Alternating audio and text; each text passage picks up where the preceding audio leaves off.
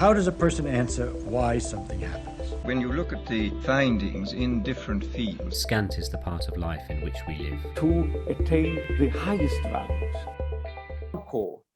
Sometimes it's a path that goes to a place that the lions have been down before. So there's a lot of local knowledge, which I haven't mentioned before. We sound great, and we got good on our patch.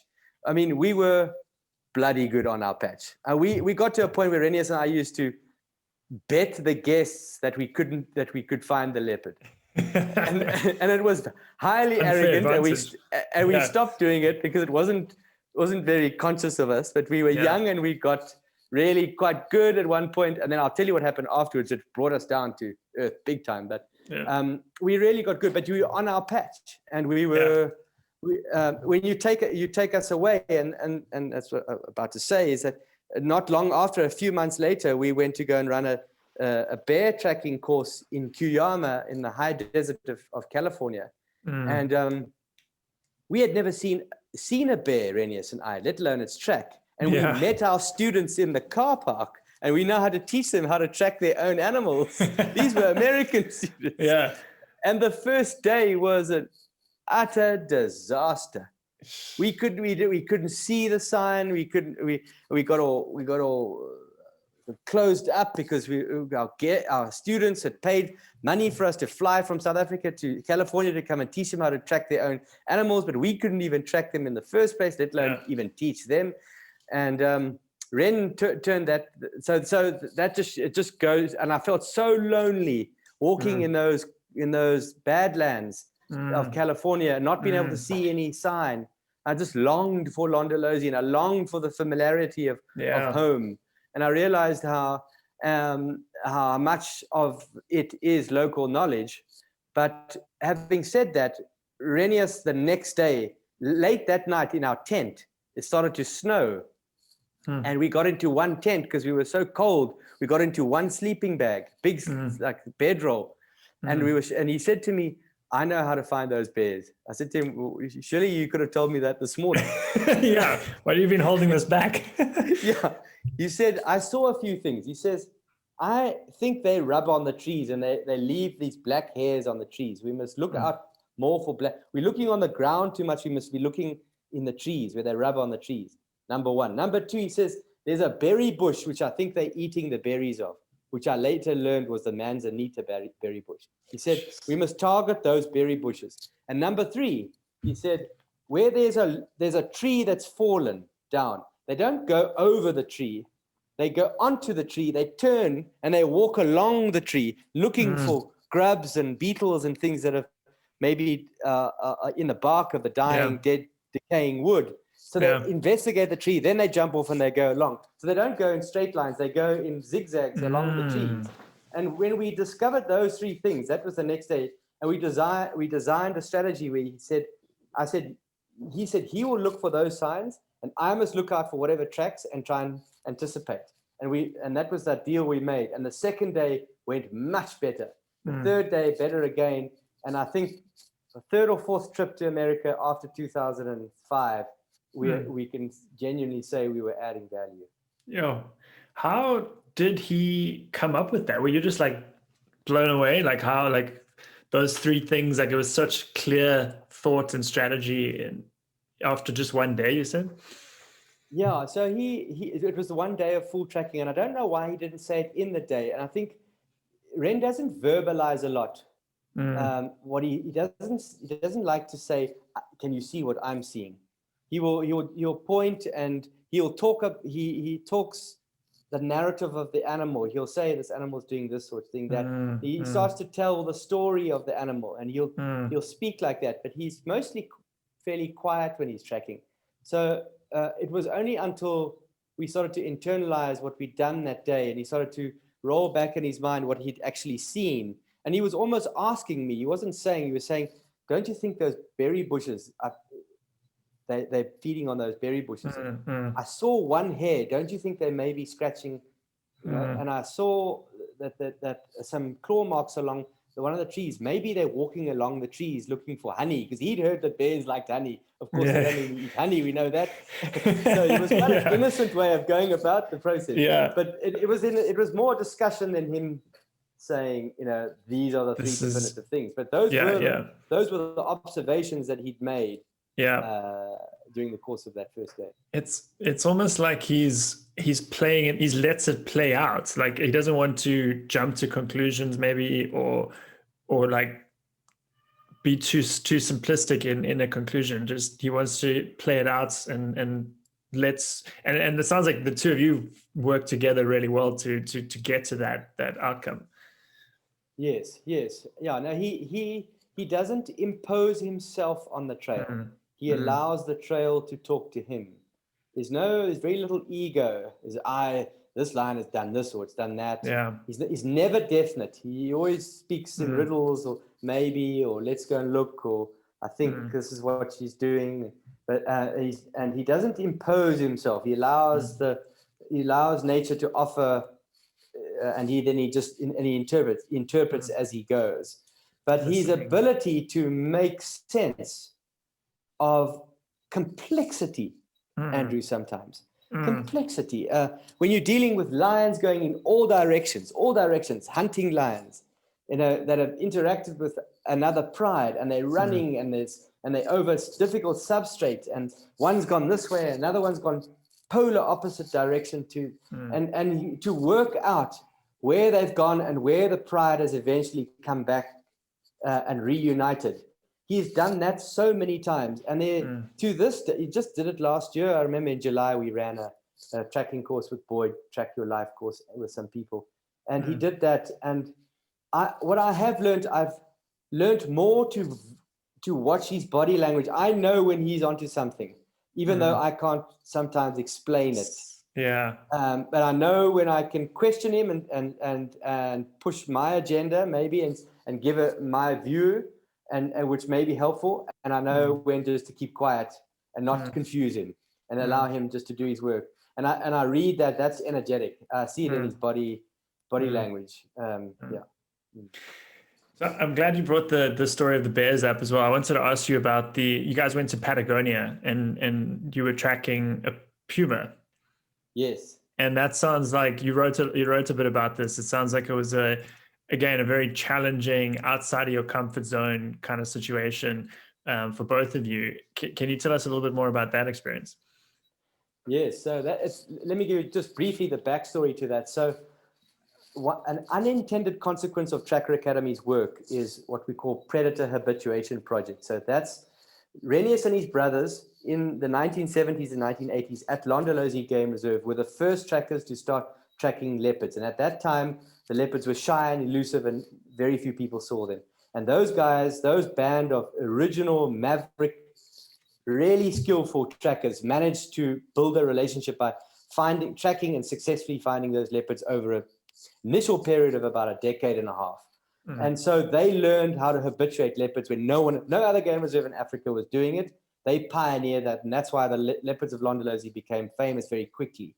By the mid-1980s, it was the place to go to see leopards in Africa. And it was off the back of those trackers' efforts, refined, tenacious tracking skills. Anyway, Tracker Academy, with Renius as the principal trainer there, we've started to teach our tracker students how to do the same thing. So as an unintended consequence of our work, our students have been asked to go and conduct predator habituation projects in different countries. We've done work with leopards in Botswana, in Rwanda. We've done work with jaguars in Brazil, in the Pantanal, all successful, all using the ancient skills of tracking to form relationships with these elusive predators for the benefit of ecotourism. And recently we were asked to do the same thing with mountain lions in Chile, in Patagonia. And that is the most inhospitable place in respect of tracking that you can get. I mean, it's frozen ground mostly, and rock. And so I told the guy, before you pay for us to go over there, I can't guarantee you we're going to be successful. And he was quite cavalier, this fellow. He said, no, come. He'd been to Londolozi and he'd seen the leopards there. And he said, no, you've got to come there. And we can do the same with the mountain lions. And he's got ambitions. He wants his lodge in Patagonia to be well known for the mountain lions, and it already is quite, but he wants to push the envelope. And so he got us over there. And I remember the first evening we had supper with all the guides. There was no guests in the lodge, so all the guides had supper with us. And they said to us in their broken language that there's just no chance you can track it. He said it's a joke. Basically saying the owner doesn't know what he's talking about. How can he send you guys there? He's wasting your time. Because you are coming from elsewhere, you don't know the area. Like that's what they were. Yeah. We don't know the area. We don't know mountain lions, and we hadn't realized how difficult the tracking conditions were. Yeah. The next morning we get out and we drive out, and you can see this guy, the guide that's taken us. He's got no thoughts in his mind that we're actually going to track. He thinks he's just going to show us around, and that'll be his day. And you can see he's not that interested in us. He's quite interested in where we come from, but what we've come to do, he's got a dim view of that. And we get going, and we've got the beautiful Torres de Paine National Park, and the sun is rising and it's shining on those 3 famous towers. And we get going, and we're driving westwards towards there. And Renier sees what he sees. He says, there's a vulture going down there. And this guy says, no, there's no vultures here. So I said, no, Ren, it's probably a condor. He says, oh, it's the same thing. But in our language, in Africa, it's a vulture. Yeah. In Chile, it's a condor. And obviously, they related in distant relatives, but they do the same work. And we saw them going down, and we went to investigate, and we found where sheep had died, and these condors were feeding there. And so we got out the vehicle, and now it's freezing cold, and we get out the vehicle, and this guy's had his heater on. So we're not even keen to track. We'll just have a look at the sheep and get back in the pickup. Coming from Africa as well. Not used to this. And we had bought the best Cape Union Mart thermal wear you can buy in this country, and it was grossly insufficient. Yeah, I can imagine. And anyway, so we start looking around there, and Ren in his way says, this sheep's being killed. It hasn't just died. It's been killed by probably what is a mountain lion. You could see where there was bite marks on the throat, and a classic predator started feeding between the back legs, entering to the softest part of the carcass, and it was quite fresh. Some of the blood was already frozen, but some of it was not. So it was early morning, and we were there by, I don't know, 7 or 8 in the morning. So it was still. And he ferreted around. I've got beautiful pictures of all of this. And he eventually found the faintest pug mark of a mountain lion heading in a particular direction. And so we just picked a route in the direction that this track was going. And he followed. And about 10 minutes later, we found a piece of bloodied sheep's wool that had obviously fallen out of the puma's mouth. And he said to me, look at this animal, we're in the right direction here. We couldn't see the tracks, but we were going more or less in the right direction. Sure. And we found another incredibly obscure print pug mark. And about 45 minutes later, the guide tells us, listen, guys, it's over now. This animal's gone into the park. You're not gonna see it. He didn't even believe. He had this like incredulous look at it whenever we wanted to show him some evidence. And so we're discussing then, he's trying to convince us to come off it. And Ren, by this stage, we're getting quite excited because we've seen 3 or 4 pieces of information that we're on the right trail. And as we're turning, the guide has already turned. Ren looks over his shoulder and says, there it is.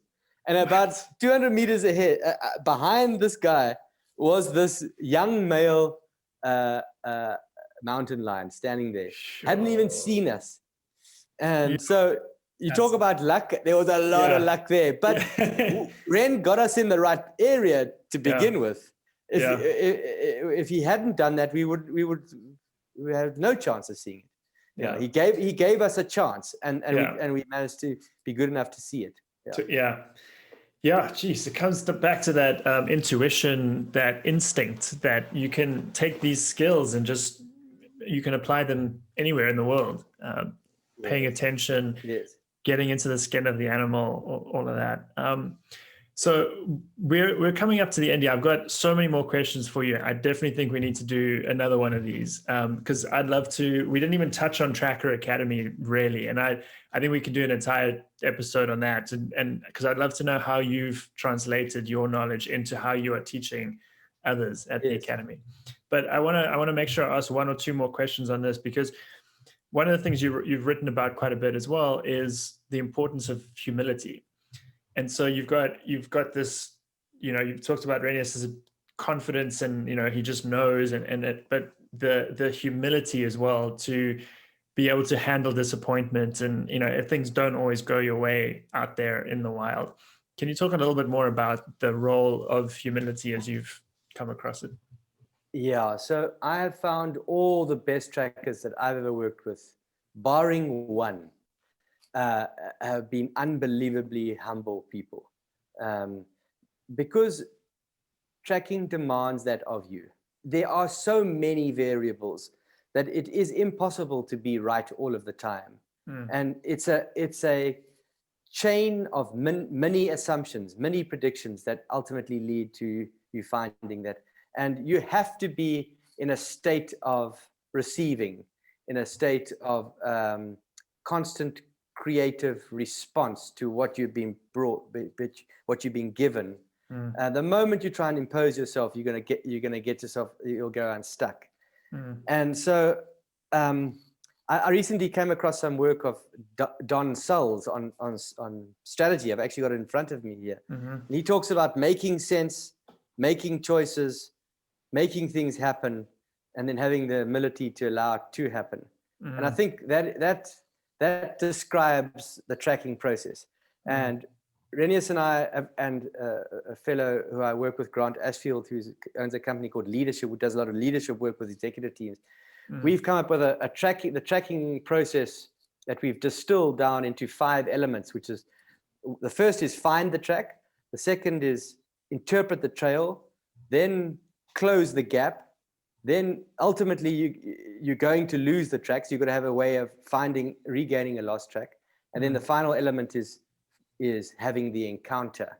And all of those steps require a lot of humility, because as I said, there's just so many variables going on. It's impossible to impose yourself with a line of thought and a linear thinking that doesn't take into consideration all the variables that's happening around you in nature. Well, yeah, I think we could. I think we should do another episode, because we could go into a lot more of this, and this is fascinating. I think it takes me back to what you were saying earlier as well about the communications and relationships across races, and the importance of that as well, and not trying to force your agenda or your way of thinking on the other person, but let it kind of come to you, and find that middle ground.